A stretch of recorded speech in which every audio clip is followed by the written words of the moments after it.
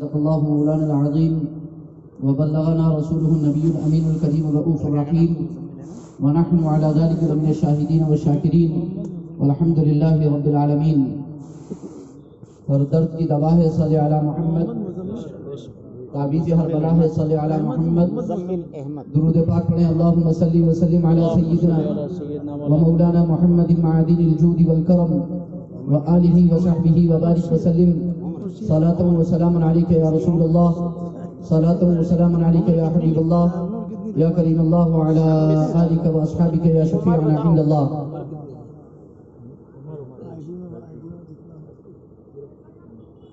اللہ رب العزت کی بارگاہ میں ہم دعا کرتے ہیں پروردگار عالم ہماری اس محفل کو قبول فرمائے، اور اللہ رب العزت ہمیں محفل ذکر کی برکتوں سے مالا مال فرمائے.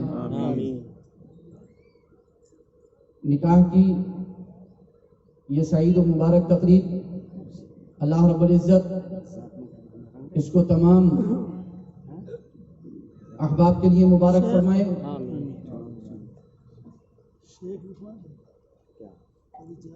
ایک عرصہ دراز کے بعد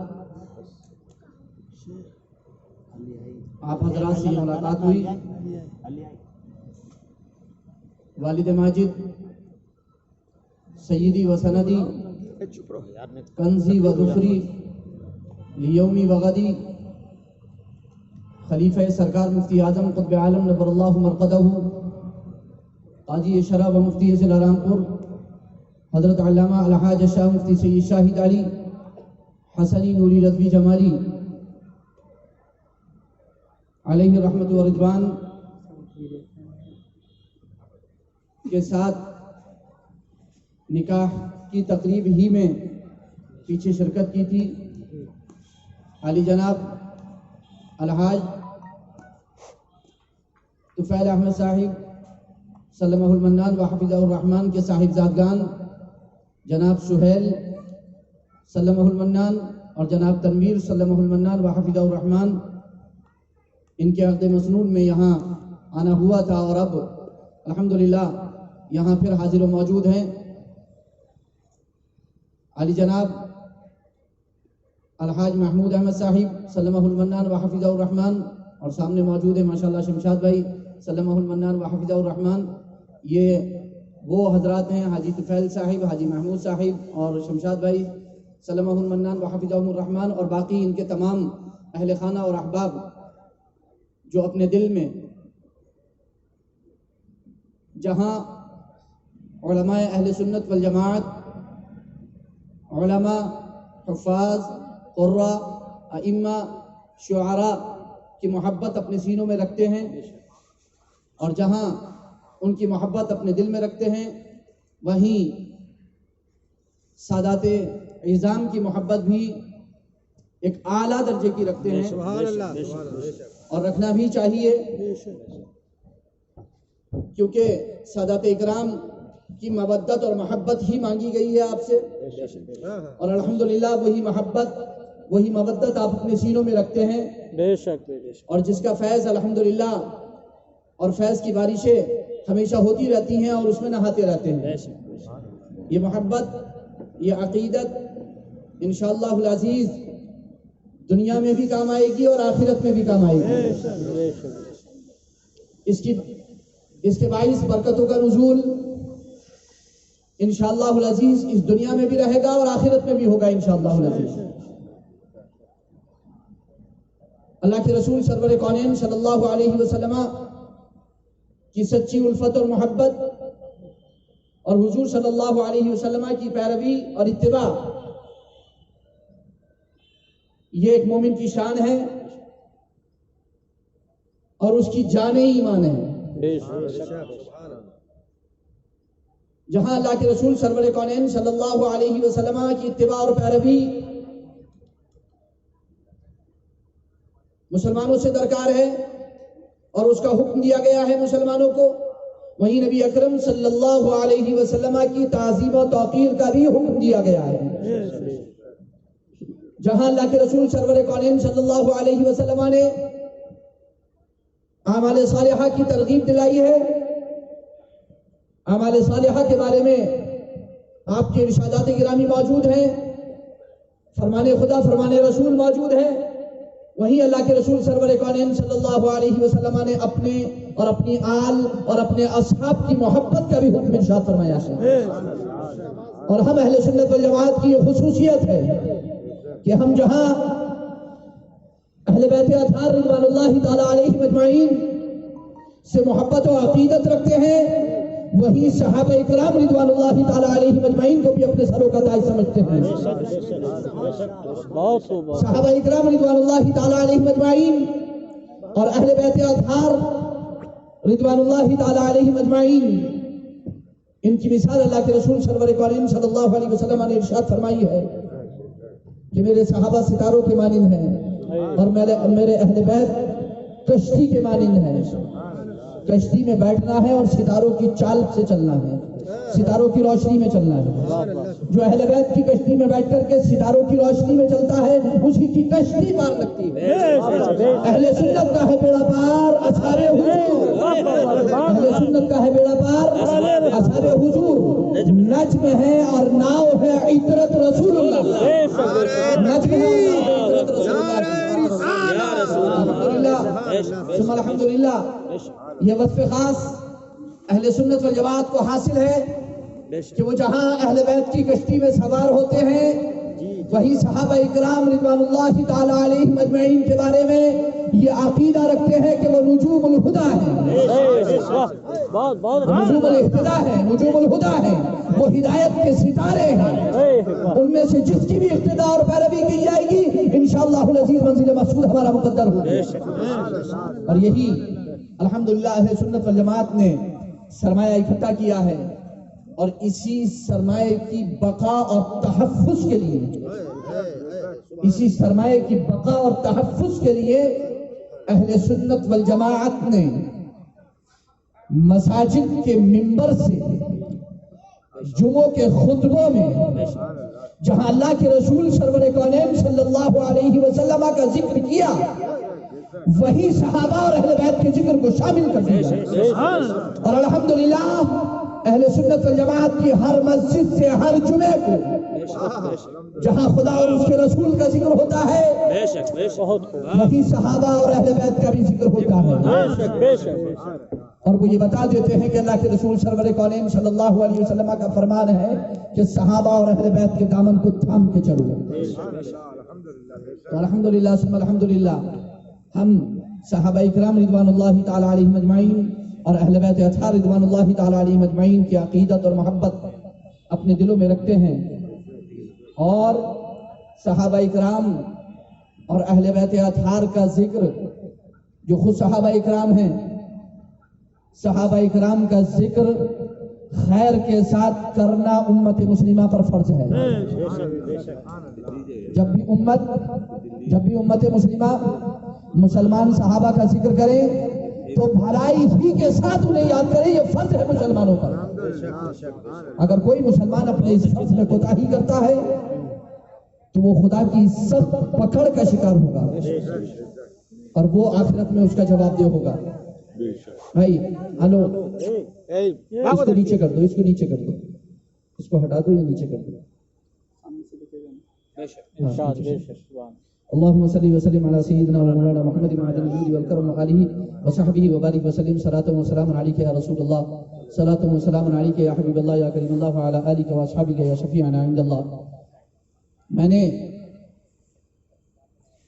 جہاں اس مورانی پور کی سرزمین پر بالخصوص اس خانوادے میں جہاں دنیا داری کے تمام امور کو دیکھا تو وہاں یہ بھی دیکھا کہ زیادہ تر کوشش یہ ہوتی ہے کہ اسے اسلامی رنگ میں رنگا جائے. اور الحمدللہ ثم الحمدللہ اس سے قبل بھی نکاح کی محفل میں شرکت کی اور آج کی اس محفل میں بھی شرکت کی. مجھے خوشی ہے اس بات کی کہ الحمدللہ ابھی تک یہ محفل ذکر خدا ذکر رسول پر مشتمل ہے. الحمدللہ از اول تا آخر رہے گی انشاءاللہ، کیونکہ وہ محفل خیر سے محروم رہتی ہے کہ جہاں پر خدا اور اس کے رسول کا ذکر نہ ہو.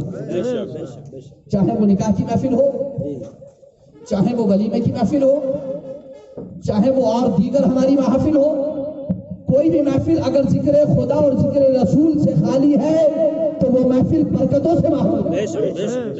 اسے محروم محفل کہا جاتا ہے. لیکن یہ خدا کا فضل ہے، اس کا احسان ہے کہ الحمدللہ یہ محفلیں محروم نہیں ہے، بابرکت محفلیں ہیں. الحمدللہ ثم الحمدللہ. تو برکتوں کا نزول ہوتا ہے، اور جہاں خدا اور اس کے رسول کا ذکر ہوتا ہے برکتوں کا نزول ہوتا ہے، رحمتوں کا نزول ہوتا ہے. فرشتے اپنے پروں میں ڈھانپ لیتے ہیں اہل محفل کو، ان کے لیے مغفرت کی دعائیں کرتے ہیں، وہاں حاضر ہوتے ہیں، موجود رہتے ہیں. تو الحمدللہ ثم الحمدللہ میں اور آپ یہاں پر موجود ہیں. کہنے کو تو جو ایک محبت، ایک عقیدت، ایک جذبہ حاجی طفیل صاحب، حاجی محمود صاحب وغیرہ وغیرہ برادران اور ان کے خاندان میں ہے، اس کو اگر دیکھا جائے تو محفل کا تقاضا یہ ہے کہ بہت دیر تک یہ گفتگو جاری رہے. لیکن جہاں میں دیکھ رہا ہوں تو الحمدللہ صبح سے یہ محفل جاری ہے اور ساری ہے، اور آپ حضرات یہاں پر موجود بھی ہیں.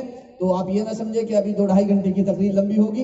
میں مختصر وقت میں زیادہ بات کہنے کی کوشش کروں گا انشاءاللہ. مجھے پوری امید ہے کہ آپ میری بات کو دل میں جگہ دیں گے اور بہت ہی مختصر وقت میں ایک جو ہے وہ سنجیدہ مزاج کے ساتھ یہاں پر بیٹھ کر کے گفتگو کو سنیں گے انشاءاللہ العزیز. اور دل سے جو بات نکلتی ہے اثر رکھتی ہے، پر نہیں طاقت پرواز مگر رکھتی ہے، پر نہیں طاقت پرواز مگر رکھتی ہے.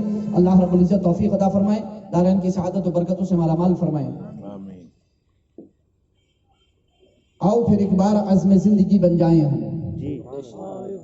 آؤ پھر ایک بار عزم زندگی بن جائیں ہم، پرچم علم و ہنر ہر موڑ پہ لہرائیں ہم. آؤ پھر ایک بار عزم زندگی بن جائیں ہم، پرچم علم و ہنر ہر موڑ پہ لہرائیں ہم. نکھت اخلاص بن کر پھیل جائیں دہر میں، اخلاص کی خوشبو نکھت اخلاص بن کر پھیل جائیں دہر میں.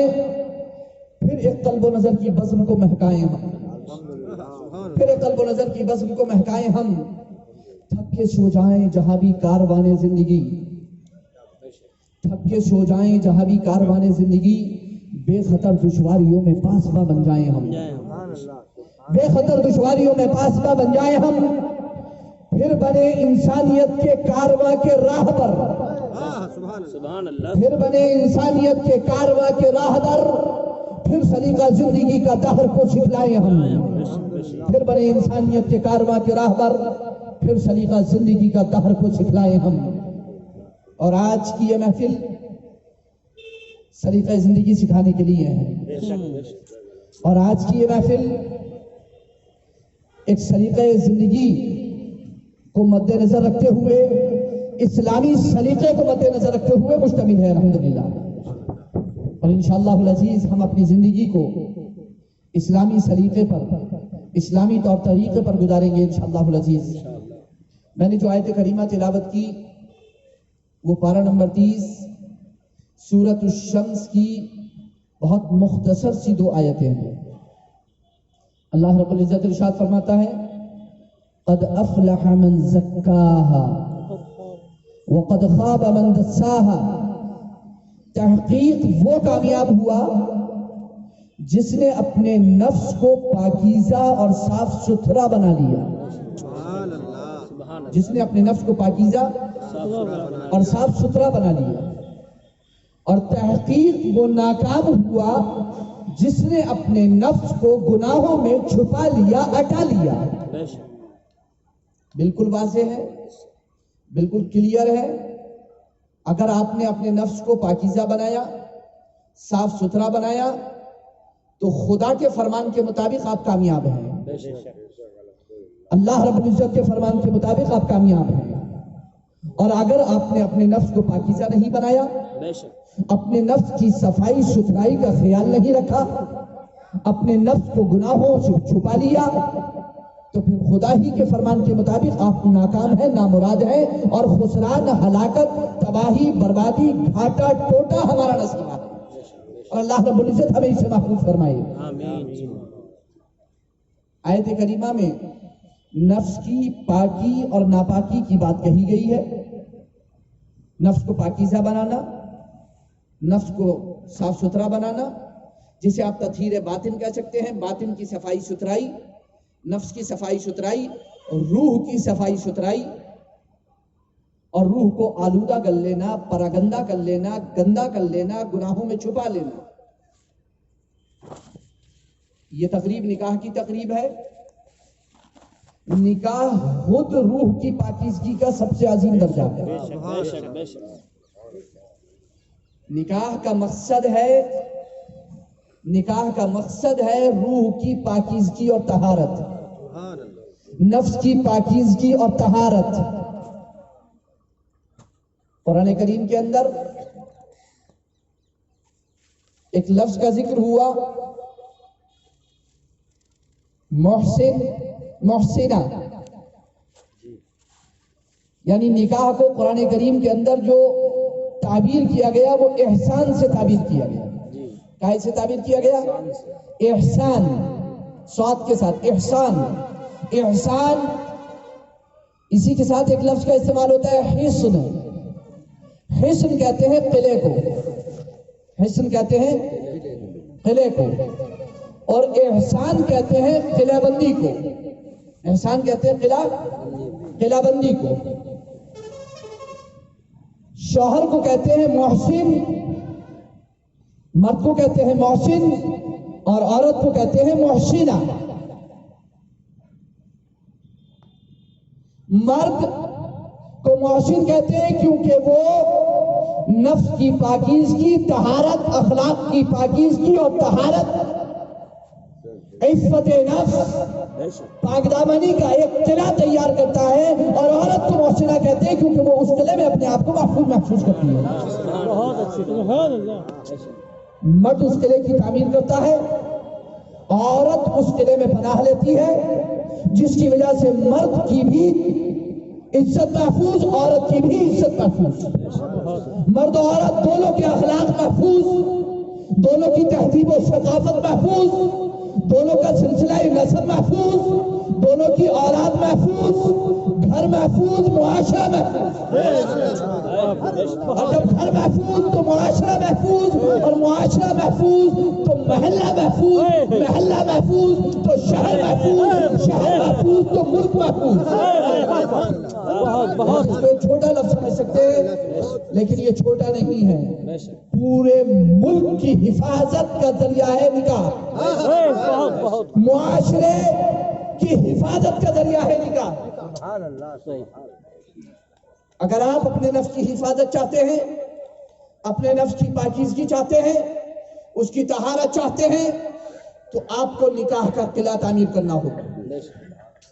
اگر آپ اپنے نسل کی حفاظت چاہتے ہیں، ان کو مہذب بنانا چاہتے ہیں، مثقف بنانا چاہتے ہیں، تہذیب و تمدن کے دائرے میں رہ کر کے زندگی خود بھی گزارنا چاہتے ہیں اور اصولی زندگی اپنے بچوں کو بھی گزروانا چاہتے ہیں، تو پھر آپ کو یہ قلعہ تعمیر کرنا ہوگا.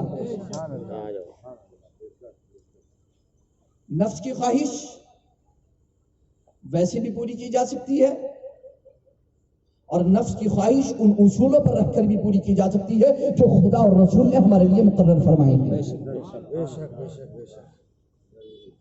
خدا اور رسول کے مقرر کردہ اصولوں کے خلاف اگر آپ نفس کی طمانینت، اس کا سکون حاصل کرنا چاہتے ہیں، تو شاید آپ کو نہیں ہو پائے گا. شاید نہیں، یقیناً آپ کو نہیں ہو پائے گا. اور اگر آپ اس کے خلاف حاصل کرنا چاہتے ہیں تو پھر میں نہیں سمجھتا کہ بہائم چوپایوں میں اور انسان میں کوئی فرق باقی رہ جائے گا. آپ دیکھیں گے کہ یہ تو اسلامی زندگی ہے، میں اسلامی زندگی کی بات کر رہا ہوں.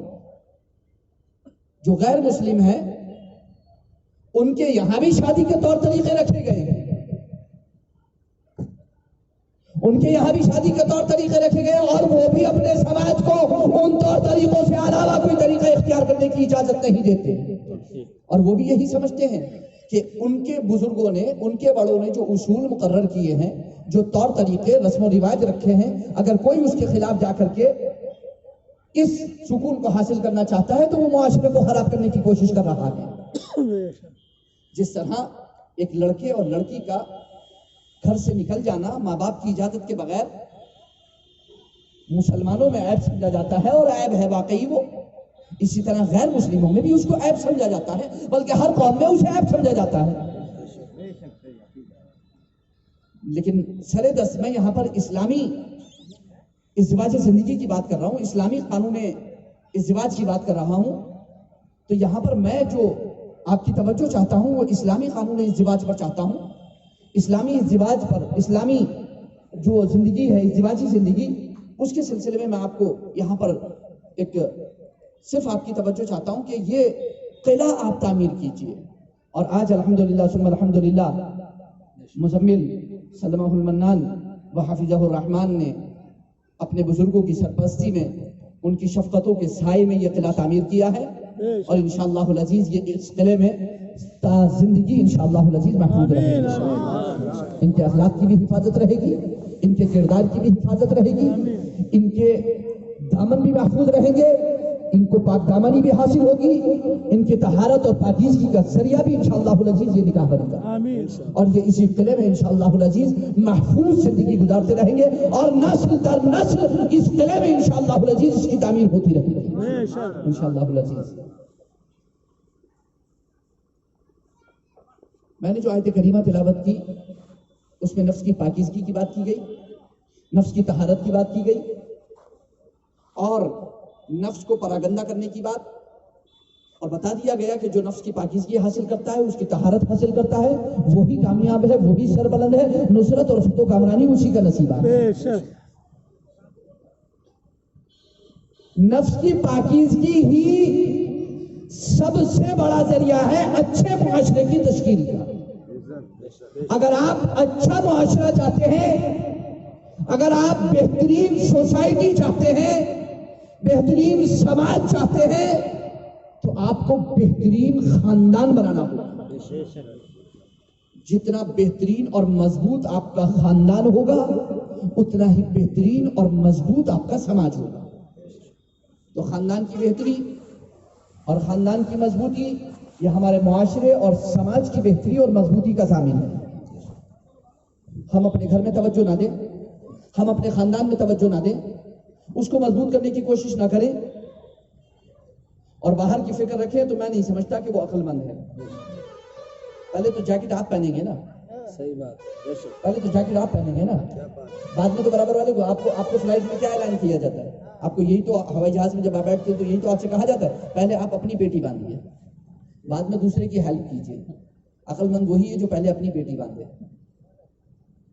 قُوْ أَنفُسَكُمْ وَأَهْلِيكُمْ نَارًا، اپنے آپ کو اور اپنے گھر والوں کو جہنم کی آگ سے بچاؤ۔ تو پہلے اپنے آپ کو بچاؤ، اپنے گھر والوں کو بچاؤ۔ جب آپ اپنے گھر کو بچا لو گے تو ہر گھر بچ جائے گا، ہر گھر سلامتی، ہر گھر کو سلامتی نصیب ہو جائے گی۔ اللہ کے رسول سرور کونین صلی اللہ علیہ وسلم کے جو ارشادات عالیہ ہے میں انشاءاللہ العزیز مختصر وقت میں ذکر کروں گا، لیکن چونکہ میں نے روح کی بات چھیڑی ہے تو میں اس پر آپ کی ضرور توجہ چاہوں گا اور چند باتیں آپ کی گوش گزار کرنا چاہوں گا۔ زندگیاں دو ہیں، زندگیاں دو ہیں، ایک دنیاوی زندگی، ایک اخروی زندگی، ایک دنیاوی زندگی، ایک اخروی زندگی جو اس دنیا کے بعد ہے۔ دنیاوی زندگی کو آپ انسانی زندگی کہتے ہیں اور اخروی زندگی کو آپ ایمانی زندگی کہتے ہیں۔ انسانی زندگی دو چیزوں کا مجموعہ اور مرکب ہے، روح اور جسم، روح اور جسم۔ روح کا مسئلہ، روح کا تصور صرف اسلام میں ہی نہیں ہے بلکہ اس کا تصور جو ہے وہ ہندوؤں میں بھی ہے، جس کو وہ آتما کہتے ہیں۔ تو میں اسلامیات پر بات کر رہا ہوں۔ ہماری انسانی زندگی دو چیزوں کا مجموعہ ہے، روح اور جسم۔ لیکن یہاں پر سوچنے کی بات یہ ہے کہ روح اور جسم میں فرق، جسم نظر آتا ہے، روح نظر نہیں، جسم نظر آتا ہے، روح نظر نہیں آتی۔ اور یہ بھی عظیم بات ہے کہ جو نظر آتا ہے وہ کچھ بھی نہیں، جو نظر نہیں آتا وہی سب کچھ ہے۔ جو نظر آتا ہے وہ کچھ بھی نہیں، اور جو نظر نہیں آتا وہی سب کچھ ہے۔ اور جو نظر نہیں آتا وہ روح ہے۔ روح کا تعلق جب تک ہمارے جسم سے رہتا ہے تب تک آپ کو زندہ کہا جاتا ہے۔ جب روح کا تعلق آپ کے جسم سے ٹوٹ جاتا ہے، روح جسم سے جدا ہو جاتی ہے، تو پھر زندہ نہیں مردہ کہا جاتا ہے، اور اس کے بعد شہر خاموشہ میں منتقل کر دیا جاتا ہے، قبرستان میں منتقل کر دیا جاتا ہے۔ باپ بیٹے کو کر دیتا ہے، بیٹا باپ کو کر دیتا ہے، بھائی بھائی کو کر دیتا ہے، بہن بھائی کو کر دیتے ہیں۔ ایک دوسرے کو کوئی گھر میں سجا کے نہیں رکھنا چاہتا، سب لے جا کر کے قبرستان میں منتقل کر دیتے ہیں، سب لے جا کر کے منتقل کر دیتے ہیں۔ کیوں؟ کیونکہ جو اصل تھا وہ اب ختم ہو چکا ہے۔ روح اصل تھی اور روح کا تعلق جسم سے ٹوٹ چکا ہے، روح جسم سے جدا ہو چکی ہے، اب جسم ایک بے جان شے کے سوا کچھ نہیں بچا۔ ایک باڈی ہے، اس کو کوئی نہیں رکھتا سدا کر کے۔ تو انسانی زندگی دو چیزوں کا مجموعہ، روح اور جسم۔ اسی طرح ایمانی زندگی بھی دو چیزوں کا مجموعہ، عقیدہ اور عمل۔ عقیدہ اور عمل۔ جس طرح انسانی زندگی میں جسم نظر آتا ہے مگر روح نظر نہیں آتی، اسی طرح ایمانی زندگی میں عمل نظر آتا ہے مگر عقیدہ نظر نہیں آتا۔ اور میں پہلے بتا چکا ہوں، جو نظر نہیں آتا وہی سب کچھ ہے، اور جو نظر آتا ہے وہ کچھ بھی نہیں ہے۔ جس طرح روح نظر نہیں آتی مگر وہی سب کچھ ہے، جسم نظر آتا ہے مگر وہ کچھ بھی نہیں ہے، اس کو منتقل کر دیا جاتا ہے انتقال کے بعد، اسی طرح عقیدہ اور عمل۔ عقیدے کی حیثیت ایمانی زندگی میں روح کی حیثیت ہے، اسی کا عمل قابل قبول ہے، اسی کا عمل کام آئے گا کہ جس کے اندر عقیدے کی روح پڑی ہوئی۔ عمل ایک جسم ہے، روح اس کی جان ہے، عقیدہ اس کی جان ہے، عقیدہ اس کی جان ہے۔ تو عقیدہ اور عمل، تو ہمیں یہاں پر بہت ہی توجہ دینی ہے کہ عقیدہ اور عمل۔ عقیدہ عمل نظر آتا ہے، کلمہ پڑھ رہے ہیں، نماز پڑھ رہے ہیں، روزہ کر رہے ہیں، حج کر رہے ہیں، زکوٰۃ دے رہے ہیں، یہ سب نظر آتا ہے مگر عقیدہ نظر نہیں آتا۔ آپ اپنے رب کے بارے میں کیا عقیدہ رکھتے ہیں؟ آپ کا اللہ اور اس کے رسول کے بارے میں کیا خیال ہے؟ آخرت کے بارے میں آپ کا کیا خیال ہے؟ اللہ اور اس کے رسول پر اور آخرت پر آپ کو یقین کتنا ہے، بھروسہ کتنا ہے؟ یہ کہیں نظر نہیں آتا۔ تو آپ کو عمل نظر آتا ہے، عقیدہ نظر نہیں آتا، مگر حقیقت یہ ہے کہ جو نظر آتا ہے وہ کچھ بھی نہیں، اور جو نظر نہیں آتا وہی سب کچھ ہے۔ آپ انسانی زندگی میں سب سے زیادہ اگر کسی چیز کو توجہ دیتے ہیں تو وہ ہے آپ کا جسم، کیونکہ وہی آپ کو نظر آتا ہے۔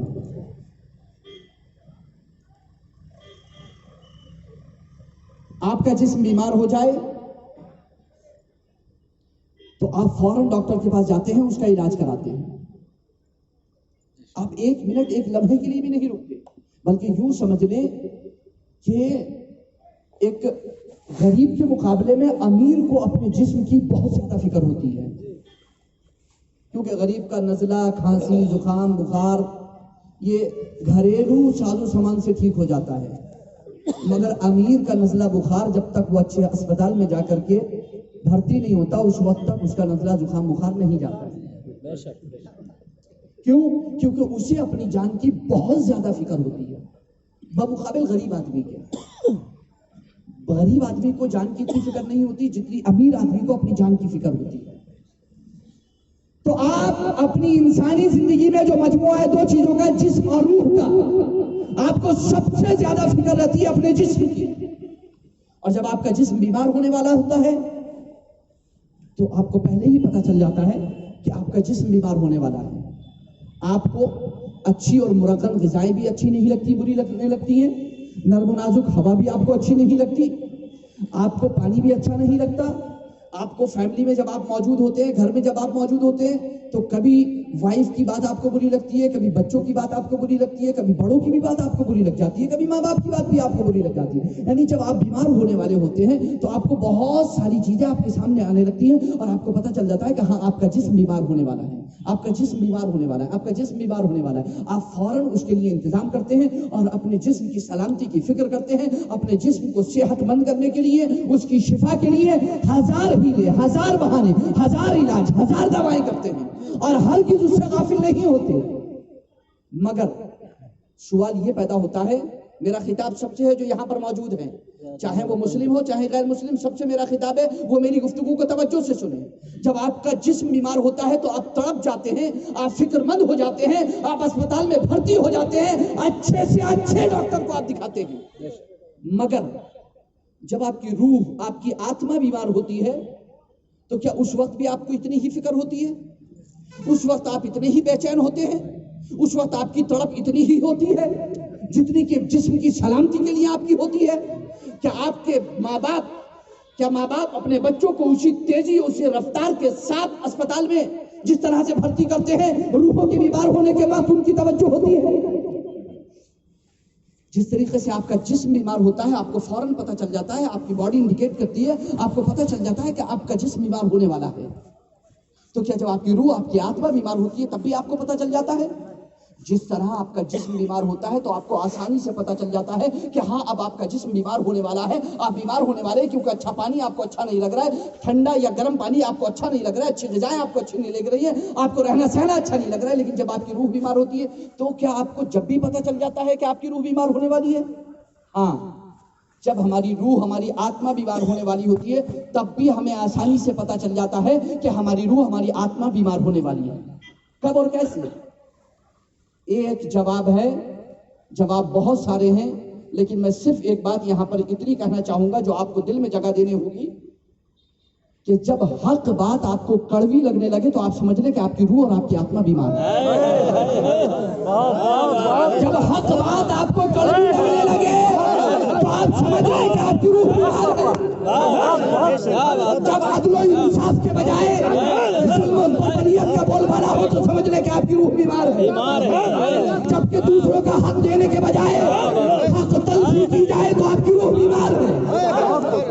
رشتہ داروں کا حق ادا کرنے کے بجائے، بڑوں کی عزت اور ادب اور احترام کرنے کے بجائے ان کی بے عزتی کی جائے، ان کی بے حرمتی کی جائے، رشتہ داروں کے حقوق مارے جائے، پڑوسیوں کے حقوق مارے جائے، بھائیوں کے حقوق مارے جائیں، بہنوں کے حقوق مارے جائیں، خاندانیوں کے حقوق مارے جائیں، آپ کی روح بیمار ہے، آپ کی آتما بیمار ہے۔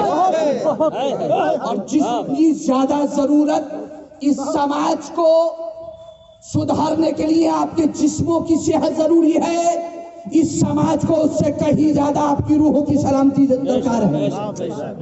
اگر آپ اس معاشرے کو سدھارنا چاہتے ہیں، اگر اس معاشرے کو آپ سنبھالنا چاہتے ہیں، اگر معاشرے میں آپ سدھار لانا چاہتے ہیں، اگر آپ اس شہر، اس ملک کی ترقی چاہتے ہیں تو آپ کو اپنی روح اور آتما کو سدھارنا ہوگا، آپ کو اس کو پاکیزہ بنانا ہوگا، حقدار کا حق آپ کو ادا کرنا ہوگا۔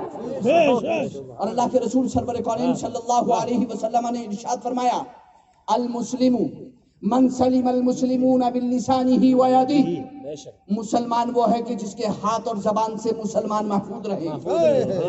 شاید میں نے یہ حدیث پاک پڑھی حضور صلی اللہ علیہ وسلم کی تو ہمارے برادران وطن بھی یہاں پر موجود ہیں ماشاءاللہ، وہ یہ سمجھتے ہوں گے شاید ان کے نبی کا فرمان شاید صرف انہی کے لیے ہے کہ مسلمان ہی مسلمان کے ہاتھ اور زبان سے محفوظ رہے، نہیں ایسا نہیں ہے، بلکہ ایک اور حدیث پاک بھی ہے۔ اللہ کے رسول ارشاد فرماتے ہیں صلی اللہ علیہ وسلم، المسلم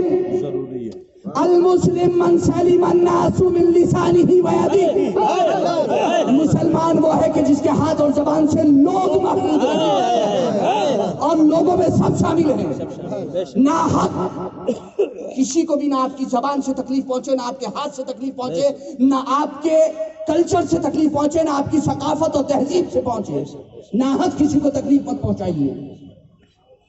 اللہ کے رسول سرور کونین صلی اللہ علیہ وسلم کا ارشاد ہے، مومن وہ ہے، مسلمان وہ ہے کہ جس کے پڑوسی کی عزت، آبرو اور مال اس سے محفوظ رہے۔ مسلمان کون ہے؟ اللہ کے رسول فرماتے ہیں کہ جس کا پڑوسی اپنی جان، اپنے مال، اپنی عزت پر بے خوف، بے خطر رہتا رہے۔ میرے پڑوس میں اگر کوئی غیر مسلم رہتا ہے تو وہ اپنے گھر میں اپنے گھر کو، اپنی عزت کو، اپنی ماں بہن بیٹی کی عزت کو ایسے ہی محفوظ سمجھے کہ جیسے برابر میں رہ رہے مسلمان کی بیٹی، بہن اور بیوی کی عزت معمول و محفوظ ہے۔ جس طرح سے میرا مال محفوظ ہے مجھ سے، میری عزت کی میں حفاظت کرتا ہوں، اپنے گھر کے ماں بہن بیٹیوں کی میں حفاظت کرتا ہوں، ایسا ہی مسلمان کی ذمہ داری ہے کہ وہ اپنے پڑوسی کے ماں بہن بیٹیوں کی اور ان کے مال اور ان کی عزت کی حفاظت کرے۔ اللہ کے رسول سرور کونین صلی اللہ علیہ وسلم نے کیوں ارشاد فرمایا؟ معاشرے کے سدھار کے لیے۔ جس طریقے سے یہ 32 ذاتوں کے بیچ میں زبان محفوظ ہے، ایسے ہی آپ کا پڑوسی اپنے آپ کو محفوظ سمجھے۔ اللہ کے رسول سرور کونین صلی اللہ علیہ وسلم نے ہمیں یہ پاکیزگی عطا کی ہے۔ ایک اچھا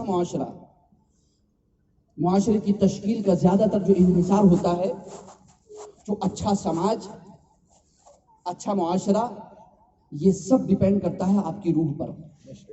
جب آپ کی روح پاکیزہ ہوگی، جب آپ کی روح میں صفائی ستھرائی ہوگی، جب آپ حقدار کو حق دینے کے قابل ہوں گے، جب آپ ہر حقدار کا حق ادا کریں گے، تو معاشرے میں کسی بھی طریقے سے کوئی برائی نہیں ہوگی اور آپ کا معاشرہ سب سے مضبوط معاشرہ ہوگا۔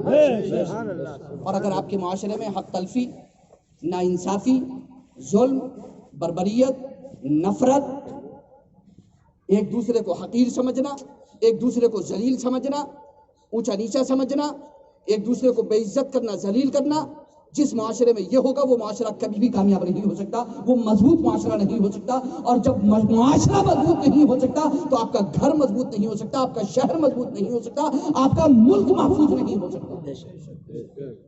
تو ہمیں ایک مضبوط سماج کے لیے ایک مضبوط خاندان کی ضرورت ہے۔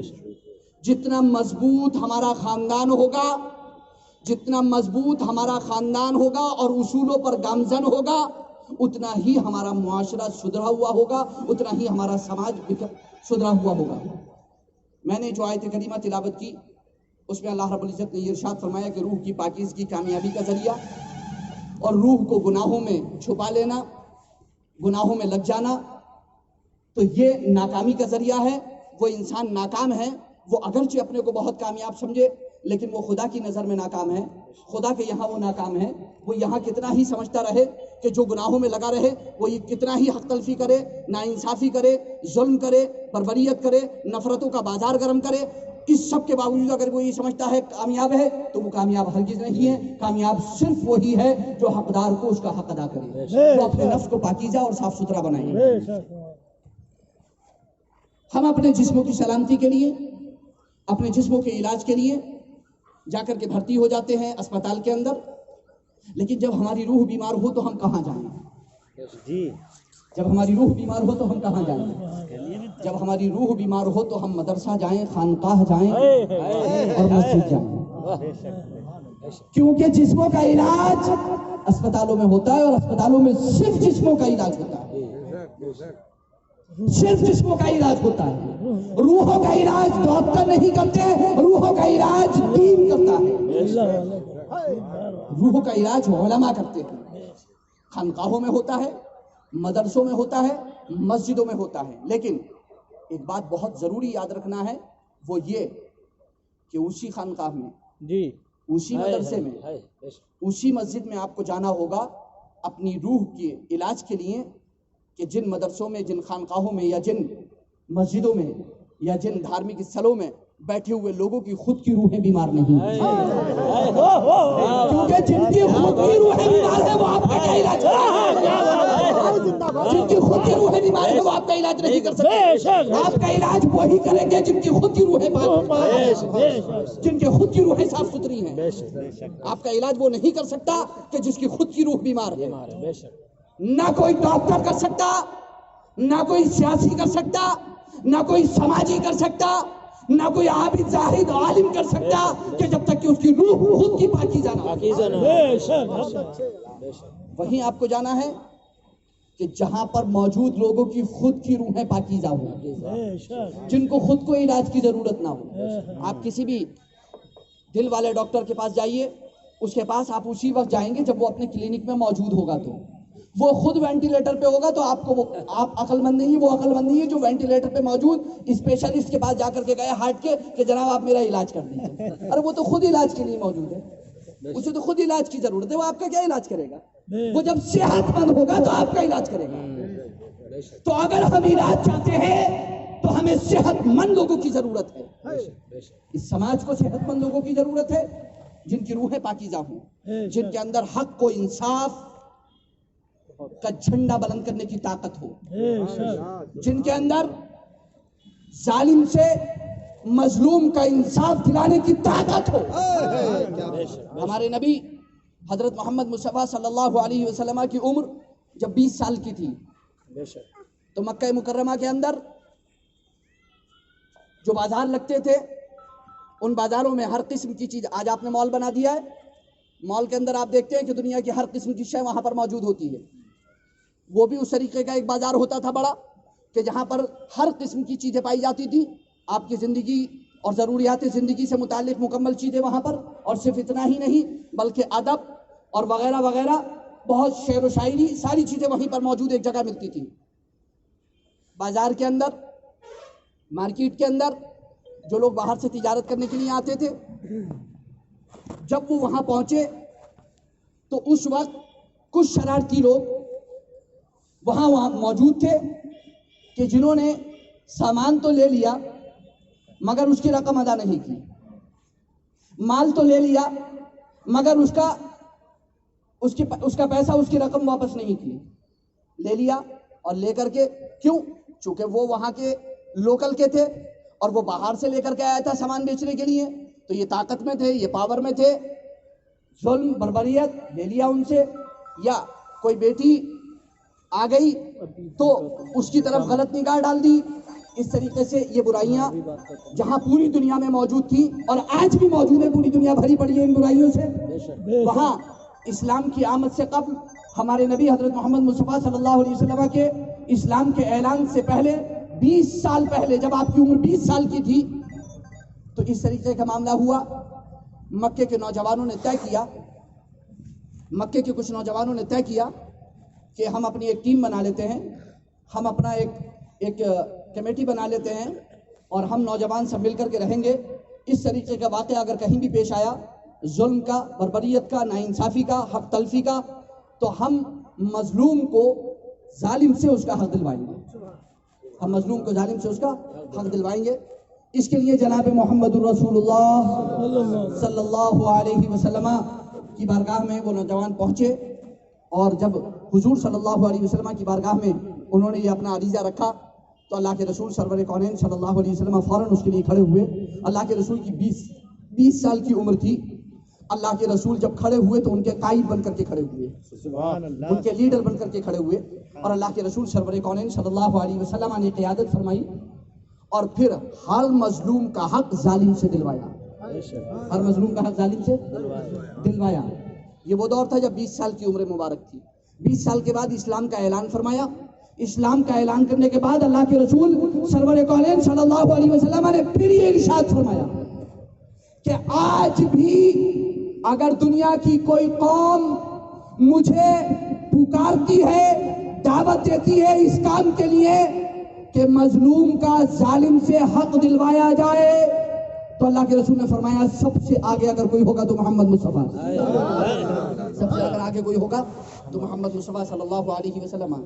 پھر کیا وجہ ہے کہ ہمارے معاشرے میں مظلوم پستا چلا جا رہا ہے، ظلم بڑھتا چلا جا رہا ہے، حق تلفی بڑھتی چلی جا رہی ہے، ناانصافی بڑھتی چلی جا رہی ہے، اور چھینا جھپٹی، مارا کاٹی، نفرت کا بازار گرم ہے. آخر کیوں؟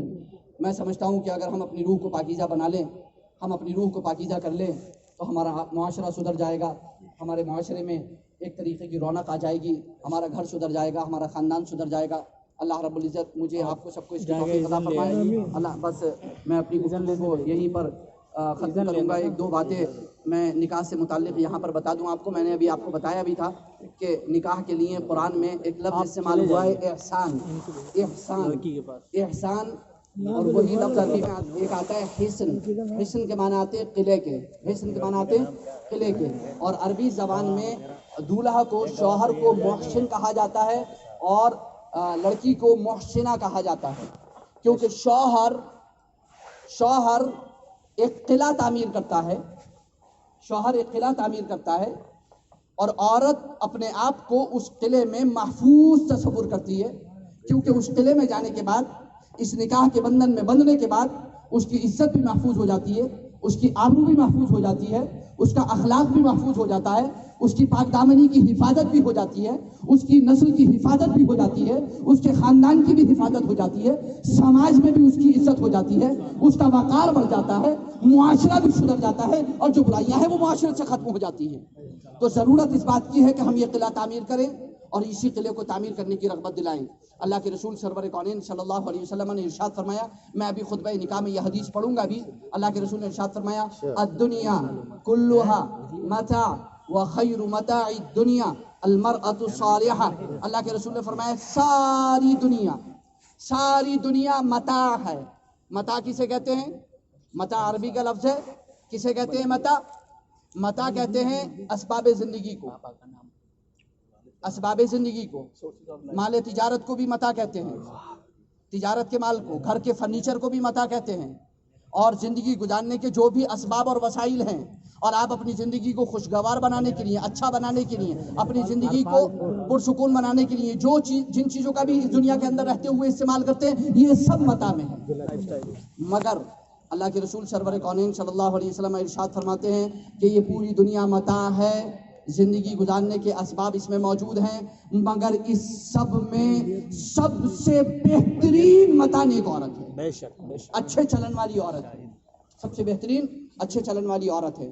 اللہ کے رسول سرور کونین صلی اللہ علیہ وسلم نے ارشاد فرمایا، اے مسلمانوں کے گھروں، اے نوجوانوں کے گھروں، تم میں سے جو طاقت رکھتا ہو نکاح کرنے کی تو وہ نکاح کرے. کیوں؟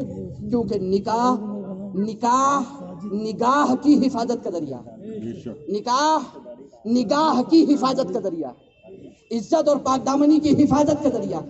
نکاح ایک ڈھال ہے جو فوجی استعمال کرتا ہے اپنے بچاؤ کے لیے. ایسے نکاح ہے جس سے عزت بھی محفوظ، پاک دامنی بھی محفوظ، جس سے خاندان بھی محفوظ، معاشرہ بھی محفوظ. اللہ کے رسول سرور کونین صلی اللہ علیہ وسلم نے ہمیں یہ اصول دیے، یہ طور طریقے دیے.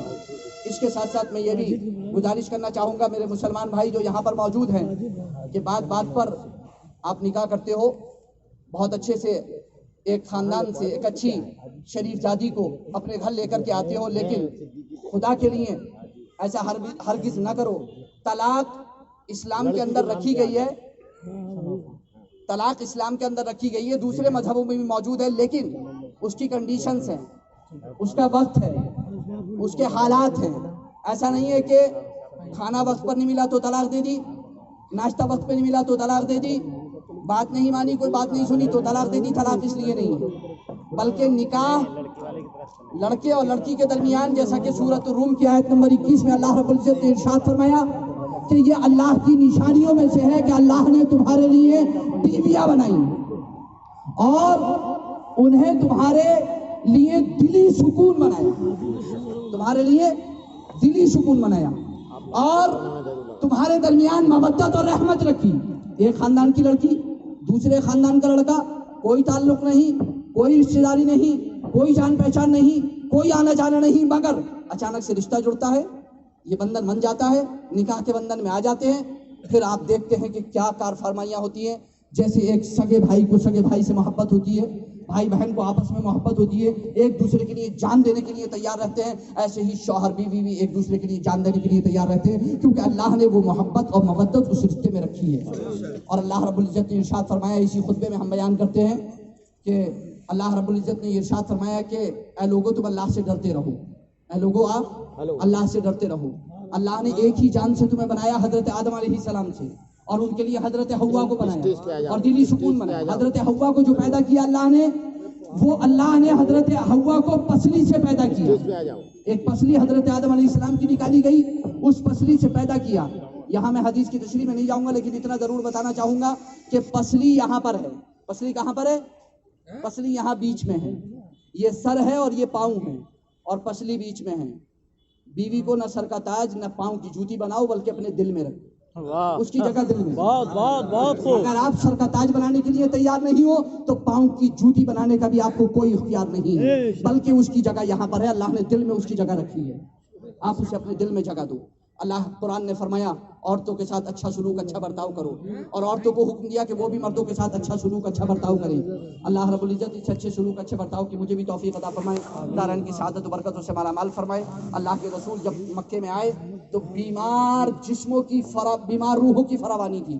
جسم ان کے اتنے توانا، اتنے تندرست، اتنے طاقتور تھے کہ وہ کسی سے بھی کسی وقت بھی اکھاڑے میں اتر کے لڑنے کے لیے تیار تھے، مگر ان کی روحیں بیمار تھیں. حق و انصاف، سچائی، خلوص کوئی چیز ان کے اندر نہیں تھی. اس لیے جب اللہ کے رسول آئے تو اللہ کے رسول نے ان کی روح کو پاکیزہ کیا، اور شاعر نے اس کو کہا ہے، ایک عرب نے آدمی کا بول بالا کر دیا، خاک کے ذروں کو ہم دوشے سریا کر دیا. خود نہ تھے جو راہ پر اوروں کے ہادی بن گئے، کیا نظر تھی جس نے مردوں کو مسیحا کر دیا. اللہ رب العزت مجھے آپ کو سب کو توفیق عطا فرمائے، دارین کی سعادت و برکتوں سے مالا مال فرمائے، اور اللہ رب العزت اس تقریب کو مبارک فرمائے، اس شادی کو مبارک فرمائے، اور اللہ رب العزت ہم سب کو اپنی روح کو پاکیزہ اور مضبوط کرنے کی توفیق رفیق عطا فرمائے. آمین ثم آمین. استغفر اللہ ربی من کل ذنب واتوب الیہ، وآخر دعوانا الحمد للہ رب العالمین. السلام علیکم.